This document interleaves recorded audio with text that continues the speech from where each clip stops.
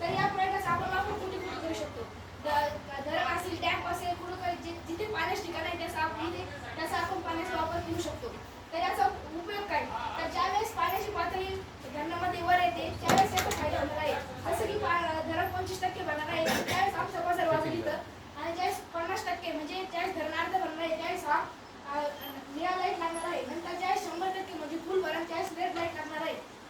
तर या प्रकारचा फायदा म्हणजे जे काही धरणाच्या कडेला जे काही आपली वस्ती करून लोक राहतात त्यांच्यासाठी त्यांची जीवित हानी होऊ नये त्यासाठी आपण हा प्रयोग तयार केला आहे. आणि ज्यावेळेस 75% पाणी धरणामध्ये येईल आणि जर पाण्याची पातळीवर येण्याची शक्यता आहे तर आपण जे वस्ती करून राहणार आहे त्यांना सांगू शकतो की तुम्ही तिथून दुसरे रवाना होऊ शकता, कारण की पाणी कधी पण ओव्हर होऊ शकतं आणि नंतर जे काही आपलं धरण आहे ते कधी पण ओव्हरफ्लो होऊ शकतं.